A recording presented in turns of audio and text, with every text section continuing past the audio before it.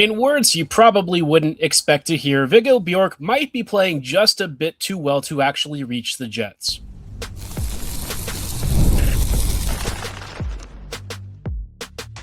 You're Locked On Jets, your daily podcast on the Winnipeg Jets, part of the Locked On Podcast Network, your team every day. Hey friends, and welcome to today's episode of Locked On Winnipeg Jets, part of the Locked On Podcast Network, your team every day, and now the number one sports podcast network. Thanks for joining us on today's episode. Got a lot to chat through. Viggo Björck is doing really well for Sweden, which is awesome. We love to see it. Unfortunately for the Jets, if we're just going to pick 8th overall this year, Bjork might not actually be available where the Jets are picking. Winnipeg is still guaranteed a really good prospect, but I think a lot of us are hoping that Bjork is sitting on the draft table at 8 when the Jets are currently slated to pick. Based on how he's doing for Team Sweden, that might not be possible. So I want to chat through that and what it'll mean for the Jets' actual drafting on the day of, as well as clearing the air about some blue line conversation. I know the Morrissey for Stenberg thing has been a lot of the rage online recently. I want to talk about why I haven't talked about a lot of the other Jets defensemen and skaters. While we're at it, I guess we can also talk about the road ahead for the Jets because it's going to be complicated and we are getting closer and closer to draft day. But first, let's start off talking about the Jets blue line in particular. A lot of comments I've been getting recently have been centered about trading Samberg, DeMelo, Pionk, all those guys before you trade Morrissey. And I know why people say this. I 100% understand the thought process. The last piece you trade out is your biggest superstar players. What I think people aren't really factoring in, though, is that other teams have to want these players. And of the allotment that we have, right, Morrissey stands out as your number one. He's a Norris caliber player who's got 2 years left, including this upcoming season. And, at the ripe age of 31, still has a lot to offer. Samberg, 28 years old, one of the best two-way defensemen on the team, very much a clear shutdown guy, doesn't really score a lot, and that's going to repress or suppress some of his trade value, especially when it comes time to eventually cross that bridge.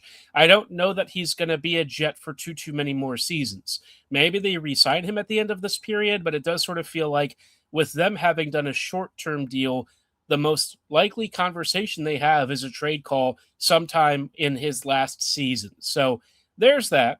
When it comes to Pionk, right, a lot of folks are like, why don't you just trade Pionk and DeMelo first? That's the easy stuff. Not so easy, actually, not easy at all. Pionk is signed until 2030-31, which is, another 5 years, including this upcoming season. He's got a modified no-trade clause. He's got, a $7 million cap hit, which isn't crazy under the new cap ceiling, but it's not ideal. And I think if you're the Jets, this contract was something a lot of us said was going to be a problem from day one. Listen, we all love Neil. We all enjoy his personality and leadership. But a lot of us said that the moment the Jets signed this contract, it was going to be really hard to get out. And I think that's just the reality. Teams are not going to want to take on this particular contract for a 31-year-old defenseman who's going to be around 36 by the time it's over. Yes, it's absolutely movable. Almost every contract in the NHL is these days, barring a scant few, but it's really kind of hard to sell teams on this. And it also has to be a team that Pionk would even accept a trade to, which I think the list is supposed to expand sometime in the next year or so, but already just puts a lot of restrictions on what the Jets can do. DeMelo also has some trade protection, but he could actually probably go somewhere. I think teams would be interested in his remaining 2 seasons. But at the end of the day, the returns for most of these guys are just going to be pretty modest. DeMelo, I think he'll get you maybe like a second rounder if you're really lucky, maybe some sort of a prospect like a B tier one or a roster player, just nothing to really be super excited about.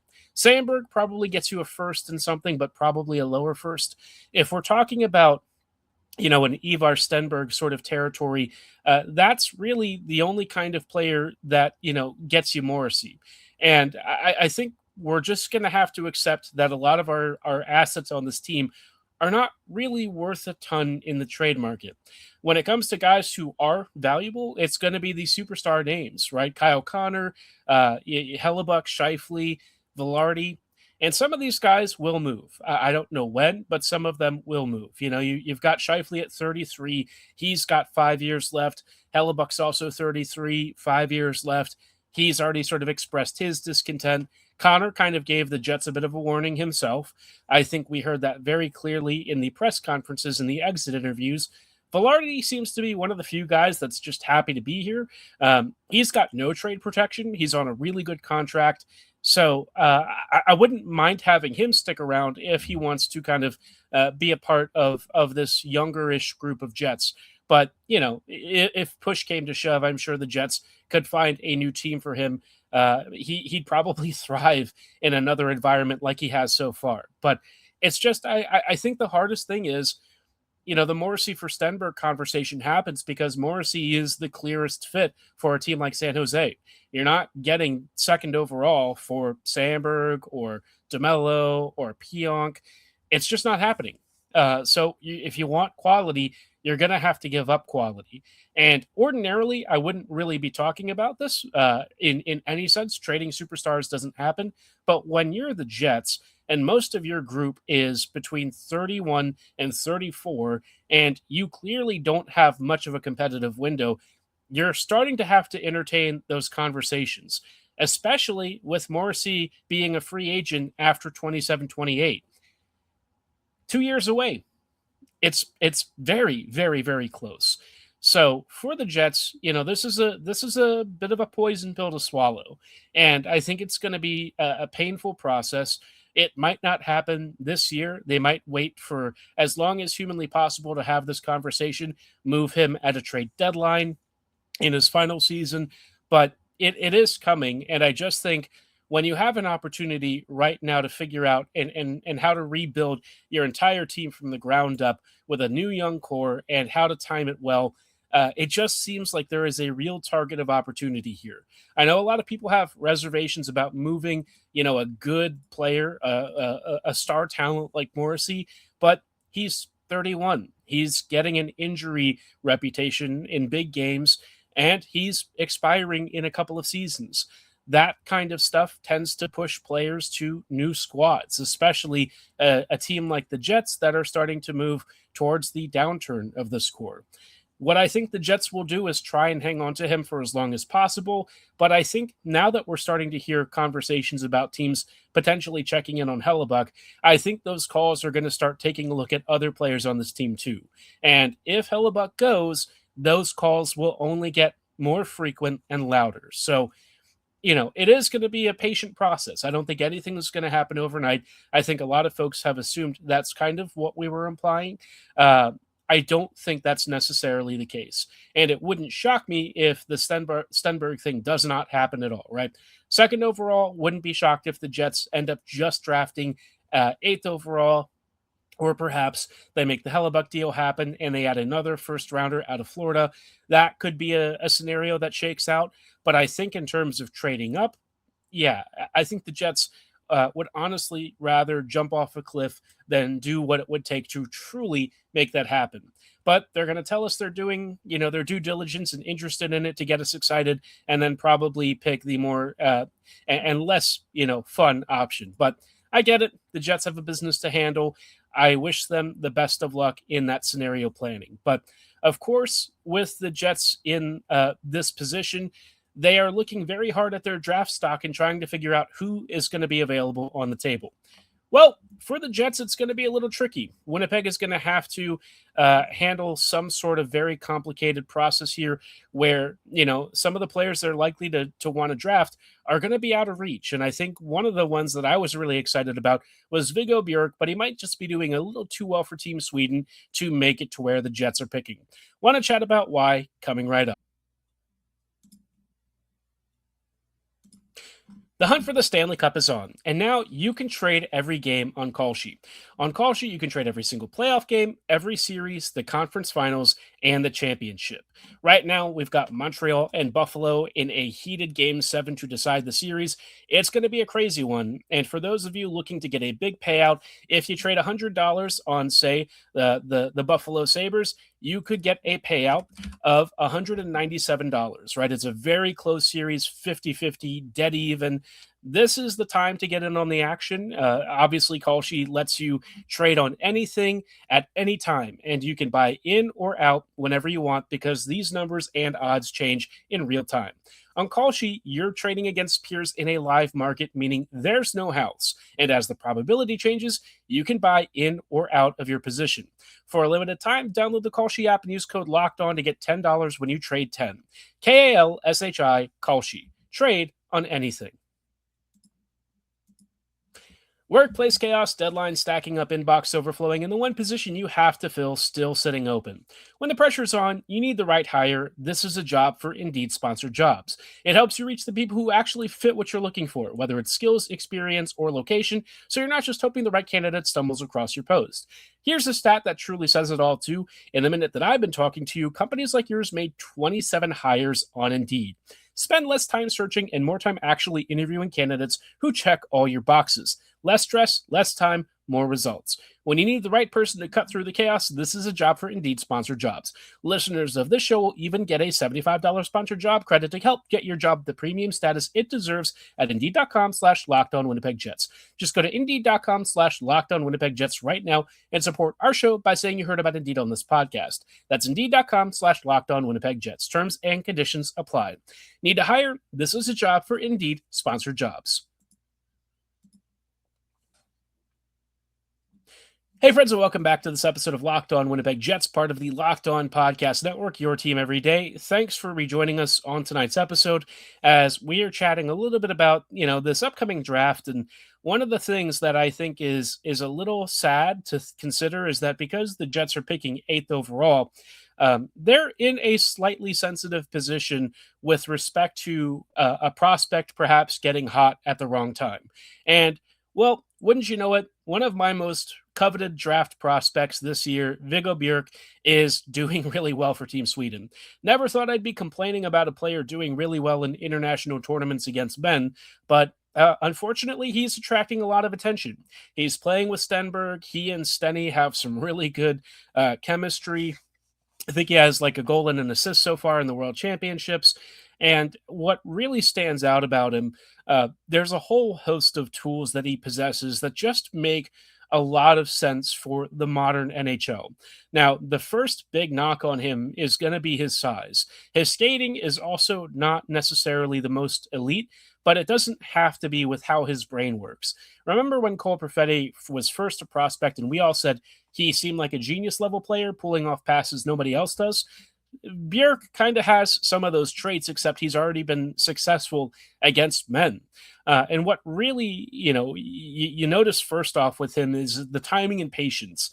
He just kind of glides in with pure control, patience, and a great sense of timing, right? He knows when it's the right opportunity to take a really dangerous shot from a weird angle or from the point, or he'll also be on the lookout for a tap in at the goal line, trying to just beat a goalie in a very sensitive area where the defensive structure can't cover. And he's good at doing either of these things, right? It's why he's been one of the highest scoring prospects to have ever played in the SHL. He's honestly pacing at about the Sedins brothers. That's above Leo Carlson and some other prospects like Raymond. He has put himself in a very hallowed tier in one of the hardest leagues in world hockey. So that's Stenberg, of course. For Bjork has been doing really good work ever since he got promoted to the top line for Djurgården. And so I just look at Bjork as kind of having this meteoric rise since he was first introduced and really started making the pro scene. He's kind of on the smaller side. He's 5'11", but he uses his frame and center of gravity really well. He'll get kind of below opposing skaters and get on the inside of them, which has led to some breakaways. He knows how to really use that low center of gravity to protect the puck. And because of his patience and vision, he has tremendous patience and timing. And he and Stenberg have really found another gear with Team Sweden so far. That early chemistry with Stenberg being one of the highest scoring SHL guys and Bjork being a burgeoning young talent who's showcasing his genius and intellect. It's been really fun to watch, man. They tore apart Denmark earlier. So, I worry that because of this recency bias in performance, that we're going to see a lot of teams who maybe weren't really as high on Bjork suddenly push him further up their draft rankings. And he might not make it to eighth overall. In fact, I wouldn't be shocked if he gets plucked at like 5 or 6. This draft and the rankings are kind of all over the place this year. With Winnipeg having, a later top 10 pick, it puts them in a little bit of a sensitive position where they have to hope somebody falls to them. Now, somebody will, somebody good, zero question about that. But what caliber of prospect, and will it be the position of need that they have to have? Well, I guess the positive spin is, for all the skepticism around Tynan Lawrence, he'll probably be where the Jets are drafting. He might even go below that. There's a chance that he even slips out of the top 10 because of the Boston, university stint that a lot of people seem to be focusing on. He might actually be, the preferable pick for where the Jets are by the time they get to number 8, because I don't think Bjork is as likely to be there as I thought he was. That one kind of hurts a lot. Bjork is a little more pro ready, and I think in my mind, he's one of the smartest prospects in this class. He's super exciting young kid. I don't know quite what his comparables are in terms of the scoring rates. I misspoke earlier. I meant that Stenberg was the guy who's been pacing at the Sedin's level. That would be a lot for Bjork to handle at his age. But Viggo has very clearly shown that he's not afraid to play against men, and he's really started to turn up the heat the last couple of months. With him doing as well as he is in international competition, it just seems like the kind of thing that's going to be flashy enough to draw too much attention. And with this year's draft, I mean, that area after picks 1 and 2 feels very fluid. So, will GMs overlook his size? Will they make that play, despite the fact that he's 5'11"? Maybe. I'm personally very fond of the way that he plays. It's like a hybrid of Nick Backstrom and Connor Garland, maybe without the edge, but certainly with that really good use of that interior space against opposing skaters, and the puck smarts that really echo a lot of what Backstrom was able to do when he played with Ovechkin. So I don't want to be a doomer. That's not really what I would want you to take away from this. Just that Viggo Björck is the serious, real deal. This is the real McCoy. He looks phenomenal, and I wouldn't be shocked if he's starting to push into the top 4 or top 5 of a lot of draft boards. I bet you there are teams out there that had him closer to 9 or 10 that are reevaluating whether or not their eyes function the way that they should, because he truly is an outstanding prospect, and I think he's clearly on the path to be a stud NHLer. Tynan could be too. I'm actually very high on Lawrence. I think he's got a lot going for him. I think Boston being a bad team sort of masked his true potential. He was driving play in terms of shot differential. So when he was on the ice, good things were happening. Boston generally controlled shot share with him there. He was able to create some really good scoring opportunities. He's got great skating, and he's not super small. So, as a center, that stuff is kind of important. I think his explosive offense will become a lot more apparent once he reaches the pro leagues. But, with what a lot of us were hoping for at 8th overall, I'm sure the promise of Viggo Bjorck looked almost too good to be true, and perhaps it is. Maybe if he slows down in this tournament, he'll start to be back to where he was. Sample sizes, but yeah. Don't be shocked if he doesn't make it to where the Jets are picking. So maybe this is all the argument we need to see a big trade up for, a top 4 pick for the Jets. Winnipeg, good luck with that. May the force be with you. Make good decisions. If we ever end up in the dream world of adding both Stenberg and Bjork, that would probably feed generations of Winnipeggers and probably start a mass migration of Swedish people to the great city of Winnipeg. So lots of fun things to consider, but of course, we're just going to have to sit tight for the next few weeks as we await our draft fate. Now, the road ahead for the Jets is going to be a little tricky, right? I've outlined a couple of different situations. I want to talk about some of the easier, more low hanging fruit that they still have to get through, especially with a number of different futures that could await them depending on what happens with Connor Hellebuck. We'll chat about all of that coming right up. Missed calls and slow follow ups are silent killers for businesses. That's how money gets left on the table without people even realizing it. That's why today's episode is brought to you by Quo, spelled Quo, the business communication system built so you never miss a call. Quo helps businesses keep every conversation organized by letting your entire team manage calls and texts from one shared number. No more dropped messages, missed opportunities, or disconnected comms. It's designed for how modern businesses actually operate. Everything lives in one clean thread with calls, texts, and voicemails visible to your whole team so nothing ever falls through the cracks. And AI summaries save serious time by logging calls and highlighting next steps automatically. It just makes your business feel more organized and modern for your daily needs. Money is on the line. Always say hello with Quo. Try Quo free plus get 20% off your first 6 months when you go to quo.com/lockedonnhl. That's quo.com/lockedonnhl. Hey, friends, and welcome back to this episode of Locked On Winnipeg Jets, part of the Locked On Podcast Network, your team every day.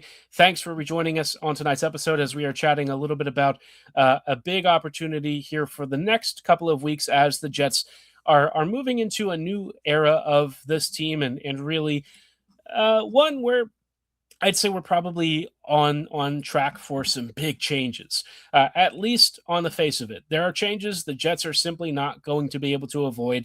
That's likely. But they are probably going to try and hide at least some of those changes for as long as possible. They might try and keep this, I guess, pathway of continuity going with some big free agents coming up for extension. One of the biggest ones is obviously Cole Perfetti. Super fun young player, a guy that I'm personally a big fan of. And Perfetti, I don't really know what his whole deal is going to be. He's 24. He's clearly got lots of talent. And when he was actually played with good players like Vilardi, you saw his quality really take over. I know the points looked kind of suppressed this year. I promise you it was more a product of who he was playing with for a lot of the season than some of his own performances. Yeah, he'll have some games and moments that he probably wanted back. There was an OT sequence that he wasn't exactly the fastest to lock onto and track back on. He wouldn't have caught the skater anyways because he's just not the fastest guy to begin with. But a lot of folks were kind of hanging it pretty heavily against him, which, when he's already struggling as he was this year, at least in the first half, I'm sure that was not making him feel a lot better.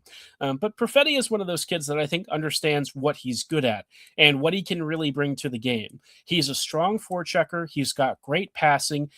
His shot, I think, has actually kind of declined a bit, or at least the volume of shooting that we've seen from him. He's really not finishing as many chances as I thought he would at this level. So that is something to monitor. I don't know if it's maybe because he's had some upper body injuries and perhaps that release isn't as lethal as it was in juniors, or maybe just the goaltending back then was super easy and that's why he's perhaps looked a little more mortal in the NHL. But I still think he's a really good middle six player. I think the top six skill is certainly still very present. And if he goes to another team, it wouldn't shock me if he hits 60 or 70 points in a big year. Perfetti is one of those players that's just primed to be a really good two-way complementary guy. And if the Jets keep Hellebuck, I wouldn't be shocked if Perfetti is perhaps moved to try and bring in some scoring support.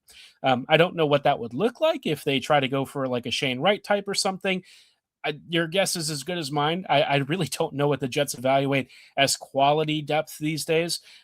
Given their past summer, I can't really say that what they think is good depth really qualifies in most other contenders, but it is what it is. To each their own. As far as other free agents are concerned, I'm sure Isak Rosen will get a contract, probably a short-term thing. I would also think Perfetti does end up signing a short-term deal himself. But again, if they try to move him for some scoring help, that could be a really interesting or very scary trade. And I know which side of that fence I'm probably leaning on. Rosen, probably a no-brainer to get extended. He looks like a really solid player. would be nice for him to actually get more opportunity in the Jets' top six instead of languishing in the bottom six, where scoring help and talent was generally quite limited. In terms of other notable free agents, Ville Heinola will finally be getting his release that he's probably been waiting for. The way the Jets really treated him, I just don't agree with. I think it was a big mistake, and given how he's played for Finland in these World Championships, maybe some team is going to realize he does still have something left to offer. Taves probably retiring and maybe moving into a front office role, so keep an eye out for that sometime over the next couple of months. Bryson, I would probably let go. He was not good, unfortunately. And despite having some real puck moving acumen, the defensive work and the passing just it left something to be desired. In terms of a lot of the Moose guys, that's where I do have some interesting questions, like Di Giuseppe, Shaw, uh, Anderson, Dolan, Fagemo. I think Fagemo was supposed to be moving overseas at some point. I don't know if that's still the case, but a lot of these guys, were really brought in to help this Moose offense be at a much higher level. And it didn't happen in part because I think the coaching just really wasn't up to snuff. So, do the Moose try and run it back with most of this group? Very good question. If Morrison gets a new deal, it's almost not going to matter. But I wonder if Manitoba does recognize that a change in direction is needed, and they opt for a new coaching staff to try and give this Moose squad some real teeth. It should have been much better than it was this year. The exit to Grand Rapids wasn't exactly the best, and given how they barely survived Milwaukee, I think there are real questions as to what's going on down there.